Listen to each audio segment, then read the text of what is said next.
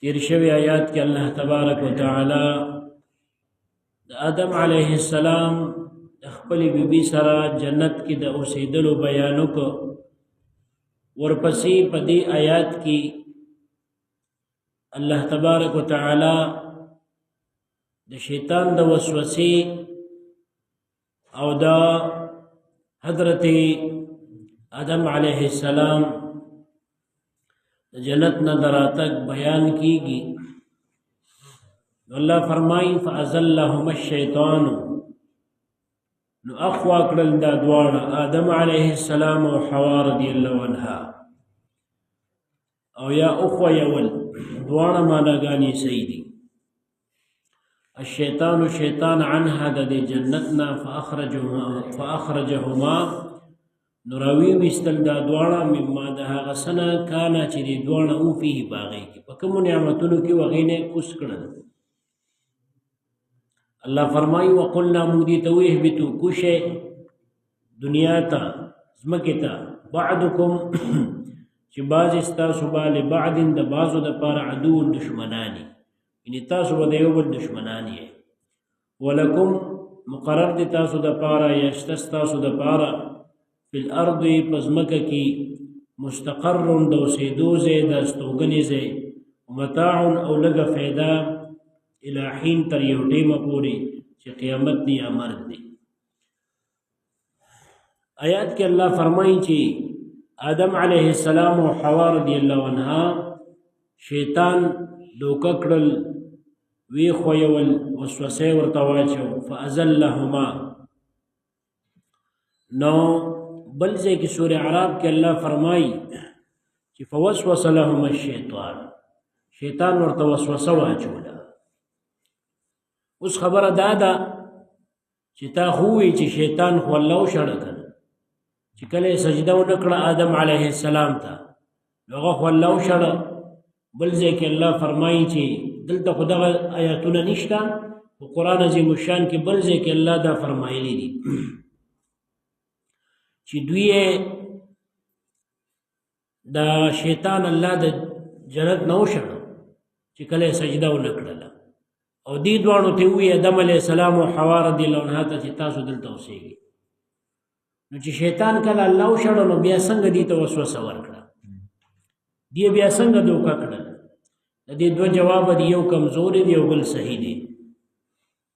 کمزوري جواب دا دی چې مفسرینو ذکر کړی دي چې دا شیطان د مار په خېټه کې ورننه وته او هغه ته وی ما دننه نه باسه، او د دې مار وی سلور خپې وی په هغه ټیم کې. نو دننه چې جنت ته لاړو فرشتو نه لیدو، بیا د خوله باندې راووته واپس او وسوسه واچوله حوا رضی الله عنها ته بیا آدم علیه السلام ته. نو الله تعالی دې د یو بل دشمنان هم کړل او د شیطان خپې خېټه کې ننویستې، دغه خپې د مار خپې خېټه کې ننویستې او دغه خپې نه ښکاري. او مار د انسان دشمن دی، ځکه آدم علیه السلام له دا دشمن ورستیو او الله زمکې تراکوس کړل. نو مار د انسان دشمن دی، انسان د مار دشمن دی، انسان د شیطان دشمن دی، شیطان د انسان دشمن دی، یو بل دشمنان. په دې طریقې سره وسوسه اچولې وه. دا خبره کمزوري ده، اگر چې تفسیرونو ذکر کړې ده، ځکه صحیح حدیث کې نه ده. قرآن عظیم الشان کې ظاهره دا دی چې دې ته وسوسه اچولې وه، نو دې نه دا معلومیږي چې داسې په ښکاره ورته اچولې وه. ځکه دا وسوسه چې اچولې وه نو څنګه اچولې وه؟ انسان ته چې څنګه وسوسه اچوي چې موږ شیطان مینه نه وړه کې د ګناه خبره راشي، دوی داسې ورته اچولې وه. خو صحیح خبره دا ده چې نه دا ورته مخامخ ورغلی و، ځکه دی الله شړلی و، خو دی به بیا هم ته راته الله شړلی و. د دې داسې مثال دی چې تا یو نافرمانه اولاد یا نافرمانه کس د کور وشړه، هغه پټ پټ راځي کله کله، نو داسې دی مکمل شړلی و، د خپل درې شړلی و، خو دی به د هغه غلا وراني دپاره ته راته. صحیح خبره ده. نو دې چې راغی نو ګوره دې ته یو څنګه وسوسه واچوله. قرآن کې الله د دې بل ځای کې ذکر کړی دی، سورې طه او سورې اعراف کې او نورو سورتونو کې دی شیطان ورته وی آدم علیه السلام او حوا رضی الله عنها ته وی ګوره تاسو ته زه داسې ونه ونښیم چې همیشه به اوسیږئ جنت کې که دا مو خوړل که د دغې اونې نه میوه وخوړه نو همیشه به جنت کې اوسیږي او داسې بادشاهي به ستاسو چې زړېږي به نه او بیا ورته دا ویلو چې الله چې تاسو د دې اونې نه منع کړي نو دې وجې نه منع کړي چې تاسو دلته همیشه پاتې نه شئ نو آدم علیه السلام آدم علیه السلام ته چې دا خبره وکړو بیا ورپسې قسم هم وخوړه قرآن کې الله ذکر کړي چې وقاسمهما د شیطان د آدم علیه السلام او حوا رضی الله عنها ته قسم وخوړو چې انی لکما لمن الناس هیڅ تاسو د خیر خواو نه قسم مې دې په خدای زه تاسو خیر خوایم نو آدم علیه السلام دغلته سهو شو چې د الله په نوم به څوک په دروغه قسم نه خوري حالانکې ده خو په دروغه قسم خوړه شیطان او یا وی آدم علیه السلام په دې کې سهو شو خطا شو چې الله تعالی دا ځکه منع کړی من داسې په کلکې نه منع کړی په کلکې نه منع کړی او یا په دې کې سهو شو چې زه صرف د دې یو اونې نه منع یم د دې قسم نورو اونو نه منع نه یم خو بهرحال ده ورته قسم هم وخوړ او ډېرې خبرې هم ورته وکړي په دې طریقې سره به بار بار راته نو هغې نه یې خوراک وکړو اول حوا رضی الله عنها وکړو بیا آدم علیه السلام او بعضو مفسرینو تفسیر قرطبي وغیره داسې هم لیکلي دي چې د شیطان اول حوا رضی الله عنها دوکه کړه ځکه زنانه زر دوکه کېږي دا ځکه زر دوکه کېږي چې هلته د شیطان نم زر دوکه دی خوړلی و دی زنانه مور زموږ د ټولو مور وه خو هغه صفت یې په دې کې زر راغلی نو زنانه هم زر دوکه کېږي نو هغه چې هغه وخوړله هغه د اونې میوې وخوړه کمې نه چې الله منع کړي نو څه نقصان ورته ونه شو هغې آدم علیه السلام ته راوړه چې وګوره ما ته خو څه نقصان ونه شو فایدې ډېرې دي سړي راته قسم هم وخوړه نو ده ته هم قسمونه څو ځله خوړلي وو نو چې دم وخوړه کله نو ناڅاپي د جنت لباس ته وغورځېد چې کله آدم علیه السلام وخوړ قرآن کې الله ذکر کړي دي چې د دې نه جنتي لباس وغورځېده په دې سره اول ته خو سکون چې دی یې لیدلي خو دې شروع شو د جنت هغه پاڼې د اونو ځان پورې د حیا د وجې نه خپل عورت پورې لګولې نور هلته خو سکونه چې دی وویني نو بیا الله تبارک وتعالی دې ته وایي چې اوس کوشئ لاندې لاړ شي لاندې ځمکې ته لاړ شي او تاسو ته خو یاد دي چې دې خو پیدا شوې د څه دپاره ځمکې دپاره ځکه الله فرشتو ته ویلو انی جاعل فی الارض خلیفه زه په ځمکه کې خلیفه پیدا کوم نو دې ځمکې ته راکوشو نو مفسرین کرامو لیکلي دي تفسیر قرطبي او نورو تفسیرونو هم لیکلي دي چې آدم علیه السلام په جدا مقام کوز شو او حوا رضی الله عنها د بیبي په بل ځای وی آدم علیه السلام د هندوستان په ځمکه کوز شوی دی او دا موجوده سریلنکا چې ورته ویل کېږي دا د متحده هندوستان حصه و مخکې دې کې سرندیپ نومې د دې یو ښار دی اوس هم شته دقه ځای کتابونو لیکلی دی خو دا حدیث کې نه دي ښه تفسیرونو لیکلی دي یعنی یقیني خبره نه ده امکان دی چې داسې شوي نو دې دلته کوشو او د ده بیبي چې کوم ونو د سعودي عرب موجوده ښار جده چې ورته وایي دغلته کوشو جده عربی کې نیا ته وایي وی دغې ښار باندې دا نوم هم ځکه ږدلی شوی دی جده نیا چې زمونږ او ستاسو نیا یا مور حوا رضی الله عنها هلته کوزه شوه نو په ټوله ځمکه خو نور انسانان نو که نه خو بس یو آدم علیه السلام و دی دلته و او بیبي یې هلته وه دومره لویه فاصله وه یو بل نه خبر هم نه او داسې بیا بعضو کتابونو لیکلي چې آدم علیه السلام د دقه ځای نه د هندوستان نه زر حجونه پیدل کړي دي بیا ځکه دا کعبه شریفه وروستو بیا د دپاره جوړه شوې ده که ده به یره محسوسوله په ځمکه کې نو فرشتو وله دا کعبه جوړه کړه دا مونږ چې ورته اوس مخ کوو نو د زر حجونه پیدل کړي دي نو دې چې دغلته و بیا نو وی دې ډېره موده د یو بل نه جدا وو بعضو تفسیرونو 100 کاله لیکلي، بعضې 200 300 کاله وي د جړلي دي، او کومه دعا چې به وي وغیره به سبا نی آیات کې بیا راځي انشاءالله. نو دی یو بل سره وي ډېره موده پس 100 کاله یا 200 یا 300 کاله پس چې د آدم علیه السلام توبه الله قبوله کړه، نو دی بیا میدان د عرفات کې چې حاجیان پکې یو ثابته ورځ د عرفې تېري د غټ اختر نه یو ورځ مخکې او هغه لوی رکن د حج ادا کوي، هلته بیا دی یو ځای شوي دي. نو آدم علیه السلام په دې طریقې سره ځمکې ته راکوز شو. اوس د په جنت کې څومره وخت تېر کړی و؟ نو عبدالله ابن عباس رحمه قول نقل دی چې 1500 کاله تېر کړي د دنیا په حساب، او بعضې روایتو کې داسې راځي چې 340 کاله تېر کړي وو. نو دې دنیا ته راغی. نو الله ورته وایي چې تاسو کوشئ، تاسو کې به د یو بل به دشمنان یې. نو ښکاره خبره وه چې د آدم علیه السلام شیطان دشمن و، داسې اولاد کې څوک تابعدار د آدم علیه السلام دی او څوک د شیطان دی، داسې د یو بل دشمنان دي. او ځمکه کې به یو ټیمه پورې تاسو یې، یو ټیمه پورې به تاسو په ځمکه کې یې، ټیم نه یا د مرګ پورې یا قیامت پورې، بیا به دلته واپس جنت ته راځئ.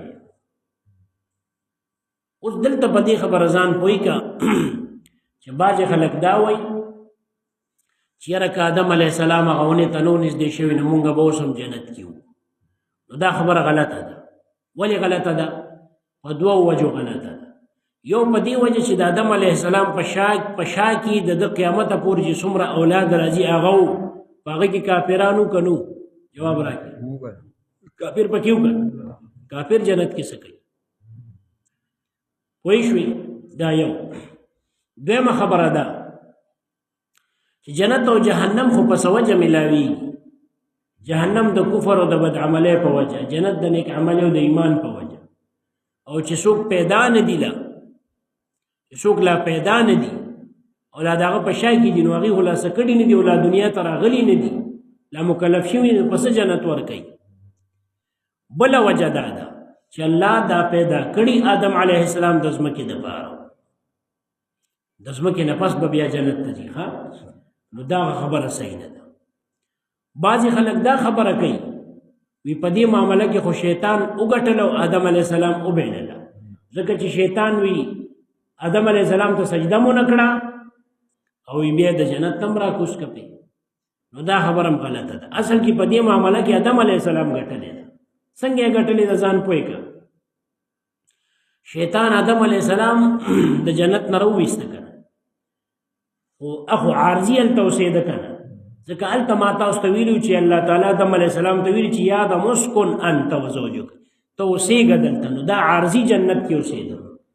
نور خو دې پیدا کړې د ځمکې دپاره، بیا به ځمکې ته رالیږه. که دغه وجه نه وه یو بله وجه به منځ ته راغلې وه، خو دې بیا خامخا ځمکې ته رالیږه، ځکه دې پیدا کړې ځمکې دپاره. په خبره پوهېږې؟ نو عارضي هلته اوسېده. اوس شیطان د آدم علیه السلام عارضي اوسېدل په جنت کې نشو برداشت کولی، عارضي اوسېدلې نشو برداشت کولی. چل ولې ورسره وکړه راکوزې کړه. خو همدغه آدم علیه السلام چې دنیا ته راغی څه موده پس دی وفات شو، نو چېرته لاړه؟ جنت.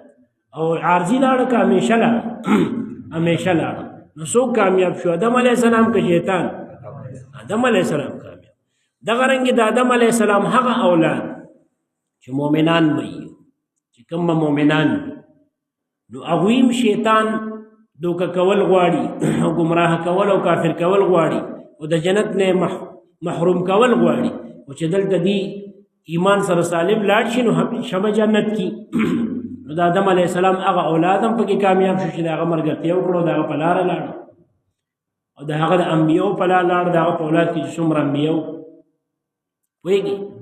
د دې داسې مثال دی لکه مشرکینو د مکې معظمې نبی علیه السلام مبارک دومره تنګ چې هغه مبارک خپل خار او خپل ځای پرېښود، د مکه معظمه او مدینې منورې ته لاړ. نو هغې خوشحاله و چې جوړ مونږ کامیاب شو، خلک هم دا وي جوړ دا کامیاب شو. خو نبی علیه السلام مبارک 15 کاله پس، 6 کاله پس د فاتح په صورت کې مکې معظمې ته راغی، مکه معظمه فتح کړه او ټوله د هغه شوه. نو همیشه کامیابی د چا شوه؟ په دغه معامله کې د نبی علیه السلام شوه. نو شیطان خو خوشحاله و ولکې دغه رنګې دام چې آدم علیه السلام عارضي هجرت وکړو د سنه د جنت نه ځمکې ته او بیا د دې نه همیشه کامیابي د ده ده. یا لکه موسی علیه السلام چې د فرعون د لاسه مصر پرېښود او مدین ته شعیب علیه السلام ته عارضي هجرت وکړو او بیا الله ولا کامیابي ورکړل او فرعون سره د لښکره په بحر قلزم کې غرق شو. د ارس مصر الله تعالی غته پاتې که همیشه کامیابي د غشوه. او یا لکه عیسی علیه السلام چې عیسی علیه السلام یهودیانو سازش وکړو او د ده وجل غوښتل نو هغه الله تعالی اسمان ته وخېجو عارضي هجرت اسمان ته وکړو. قیامت ته به نږدې بیا راځي او ټول خلک به د هغه تابعداري او هغه به هم د نبي علیه السلام مبارک کلمه وایي زمونږ او ستاسو د دین اسلام تابعداري به کوي او یهودیانو نصرانیان هم ټول مسلمانان شي. نو همیشه کامیابي د چا شوه؟ د عیسی علیه السلام. دغه رنګې په دقه معامله کې عارضي کامیابي عارضي خو د شیطانو شوه او اصل کې دا کامیابي د آدم علیه السلام. نبی علیه السلام مبارک چې کله د مکې معظمې د فتح نه مخکې عمرې لته او کافرانو پرې نه ښود مکې معظمې ته او بیا صلح حدیبیه په منځ کې راله او ډېر سخت شرایط نبی علیه السلام مبارک ته پیش کړل چې په هغې کې یو دام و چې تاسو کې د دې ځای کم مسلمان چې درشي نه به موږ ته واپس کوئ او که تاسو نه کم راشي موږ نه واپس کوو. اوس به عمره نه کوې ځای به کال له به راځې 3 ورځې به تېروې بیا به ځئ. سخت شرایطو پکې نبی علیہ السلام مبارک هغه ومنل. نو کافر هم خوشحاله شو شیطان هم خوشحاله شو جوړې مونږ فتح هم ومنتله. خو چې نبی علیه السلام مبارک د دقه ځای نه راواپس کېده نو سوره فتح انا فتحنا لك فتحا مبینا مونږ تا ته ښکاره فتح درکړه دا صورت نازل شو. نو عمر رضی الله ورته د الله رسول دا فتح ده دا خو مونږ ډېر سخت شرایطو سره داسې یو طریقې سره مونږ صلح وکړله چې لکه یو ډېر مجبور کس یې کوي. نو آیا دا فتح ده؟ نبی علیہ السلام مبارک ورته او عمر دا فتح ده. واپسې کې چې راتلل نو غزوه خیبر وشو. د خیبر علاقه د یهودو ټوله فتح شو او پر روان کال بیا مکه معظمه فتح شو. نو بیا هغې پوه شو چې یاره واقعي دا فتح وه. نو غرض مې په دې کې و چې دا خبرې صحیح نه دي بلکې فتح په دې معامله کې د آدم علیه السلام وه او هغه الله پیدا کړی ځمکې دپاره او نو ځکه ځمکې ته راکوز شو. دغه ولی یو سبب شو او دی کې یو کمال اوس ته به وې الله تعالی په بله طریقه باندې به دې راکوز کړی و که نه. دا هم ذهن کې یو سوال راځي که نه چې په دې طریقې سره یې راکوزو. خو دا خبره مې هلته یېره شوه چې دا ده چې کم دا ځمکې ته الله راکوز کړو نو دا د ده سزا نه وه. دا د ده سزا ځکه نه وه چې ده ګناه نه وه کړې. اوس ته به وایې چې څنګه یې ګناه نه وه کړې الله ورته دا اونې ته به نه نږدې کړي او دې ورنږدې شو. نو دا فیصله الله قرآن کې کړې ده چې فنسي ولم نجد له عزما. الله فرمایلي ده نه هیره شوې وه او په هیره باندې خو الله څوک نه نیسي خو هغه هیرې ده ته یو سبب جوړ کړو د هغې په وجې هغه ځای ته راولېږه چې په څه کې د هغه تکمیل د خلق کېږي څه دپاره چې دی پیدا کړی وو نو هغې دپاره راولېږه. پوه شوې دا به ثورې سزا نه و دی هغه ډیوټۍ له راولېږه څه دپاره کومو فرایضو دپاره چې الله پیدا کړی و چې دی به د الله خلیفه وي په ځمکه کې هغې دپاره یې راولېږه. اوس ته به وایې چې په دې صورت کې ولې راولېږه د دې یو بل هم صورت جوړېدی شو چې همداسې یې ورته ویلو چې زه ځمکې ته لاړ شم. دا هم یو سوال دی راځي ذهن کې چې زه داسې به یې ورته ویلو چې ځمکې ته راشه نو دا داسې ولې وشي چې الله ورته دې ته مه نږدې کېږي او دې بیا نږدې شو. نو دې کې یو لوی حکمت پروت دی خو هر سړي ته دا نه ښکاري. حکمت پکې دا و که چېرې همداسې الله ورته ویلو چې لاړ شه نو د شیطان دشمني د آدم علیه السلام سره او د ده ګستاخي او د ده کفر به نه و ښکاره شوی. خو چې کله دغسې کار وشو نو د دغه ګستاخي او کفر د شیطانه ښکاره شوه او دشمني د انسان سره او دغه ښکاره شوله نو دې سره دغه خبره واضحه شوه چې انسان له پکار چې خپل دشمن وپېژني او ځان ترې وساتي. نو دا د دې هغه حکمت او فایده شوه ځکه په دغه صورت کې وشو. فازلهما نو دا دواړه اخوه یوله الشیطان شیطان وسوسه ورتواچولا لکه مارتی بل یاد کی فوسوس لهم الشیطان راځي عنها د دې جنتنا فاخرجهما دا دوانه او استل مما د هغه نعمتونو نا کانا چې دا دوانه او فيه پاغي کیا وقلنا ورتو اهبدوا كشيا نستبو اهبدوا د جمع څخه ده او جمع په عربی کې صرف درې کم از کم درې کسانی او دی خو دوه کسان یو آدم علیه السلام یو بیبي وا نو دلته د څه پکارو چې اهبطا څه پکارو د عربی د ګرامر مطابق چې اهبطا تاسو دوانه کوشي نو دلته اهبطو تاسو ټول کوشي دا نور پکې سو د دې دوه جواب دي یو جواب دادی چې د آدم علیه السلام سره په شا کې د دومره اولاد مو کنه د قیامت پورې چې پیدا کی نو دا خډیرو نو ځکه ورته ټول کوشي او بل جواب دادی چې الته خدای خو شړلی او شیطان او بیا مراته او په دغه ټیم کې ورته حکم کو اوس پوخ کوشن او سره شامل شو او یا په بل تفسیر باندې ما جتا ته ویغه دغه وسره او مارم وسره چې هغه د مار په خېټه کې راغلی نو شیطان او مار او آدم علیه السلام او بیبي دغه مختلف تفسیرونو باندې دا معنا صحیح راځي وقلنا مونږ الله فرمایي وقلنا مونږ وی دوی ته اهبطوا کوشش مکتا بعضکم بعض د تاسو باندې بعض د بعضو د پاره عدوون دشمنان یعنی د یو بل په دشمنان یې ولکم تاسو د پاره فی الارض پزمکه کې مقرر دي تاسو د پاره پزمکه کې مستقر زید قراری یعنی د اوسېدو زید استوګن زیم ومتاعنا او فایده د لګه فایده د الہین تر یو ټیمه پورې چې دا قیامت دی او یا مرګ دی صدق الله العظیم